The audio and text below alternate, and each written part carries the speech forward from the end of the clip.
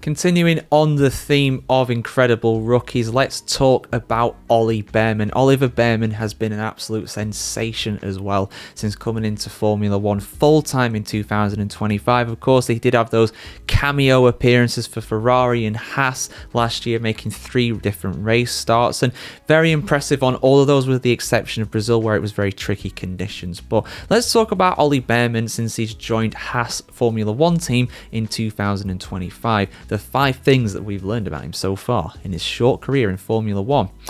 Now, the first thing that we have learned is that he has absolutely searing race pace on occasion. Now, the season didn't start the best for him. We'll talk about that very shortly. But his performances at the Chinese and Bahrain Grand Prix were unbelievable. He was pretty average in qualifying, and again we'll touch on that in a bit more detail soon, but his actual race pace was absolutely unbelievable in both of those. In Bahrain, he qualified P20 and last. He finished 10th and got a point throughout that race. It was really emotional hearing his dad on the radio being like, "Oh, love you, son, done so well." And I think any parent could, relate to that kind of proudness. And, it's just a really wholesome moment. And China as well, I mean, he was helped by the disqualifications ahead of him, of course, but still very solid, ending up in a point position. I think he was in 10th in that one. And again, was way down during the race. I know he was P8, my apologies, but he was way down during the race at the start of his qualifying. But to get that was unbelievable in what is not the best car, let's be honest. Not a bad car, not the best car either is the Haas.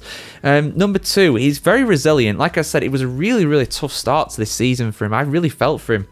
He had a crash in P1 in Australia, then he got another crash in FP3. He didn't compete in FP2 because of the crash in FP1, and in qualifying he was nowhere. The car looked absolutely terrible in that first round. We genuinely thought that, a lot of people were thinking Haas going to be the backmarkers here. They are really struggling, but he dusted himself off, as is the team as well. They are performing better on the whole. Esteban Ocon getting some good points too. Again, we'll speak about him very shortly, his teammate. But to actually get there and pick himself up from that when people with a weaker mentality might have really struggled, he really has performed well since then. So fair play to Ollie Bearman in that regard. If he is going to improve anywhere though, it's his qualifying. His qualifying hasn't been that great overall. He's only managed to get into Q3, the top 10 on one occasion. That was in Japan, and he did manage to convert that to P10 by the end of the race, because that was not the best race in general. No one could pass each other. I was going to swear there. No one could pass each other during that Grand Prix. So, still converting those points. They're 3-point scores in a row as well. China, Japan, and Bahrain as well. Seriously impressive. But if you're going to nitpick anything, it's probably his qualifying that needs to improve. But hey, that'll come with time. I think the race pace being so impressive, you'd rather have someone who qualifies badly and races well than someone who qualifies well and races badly. The points are paid out on Sunday, unless we're talking about a sprint race, but the points are usually paid out only on Sunday. So there we go. Number 4, he's going to be crucial in that fight in the constructors as well. Haas really have catapulted themselves up to 6th place in the constructors at the moment. Ocon doing most of the work there, 14 points to 6. Again, we'll talk about Ocon very shortly, but they're just 5 points behind Williams in the constructors battle. Realistically, the best they can do is 5th. Ferrari are absolutely miles clear despite the double DSQ in China.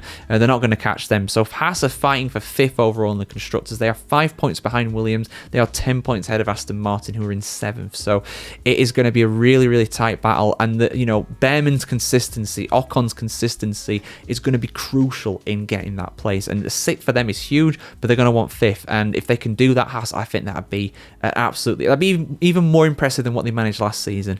And for me, they were one of the most improved teams last season compared to 23. To do that and go up from 7th to 5th, I think that'd be massive for them. But yeah, the final thing is that we're going to have a good battle between him and Ocon. And I was thinking, coming into this season, I did say that, all the rookies relative, I think they're going to struggle compared to their teammates. Even Kimi Antonelli compared to George Russell has not performed as well throughout the season. I am not saying that Antonelli's had a bad season by any means.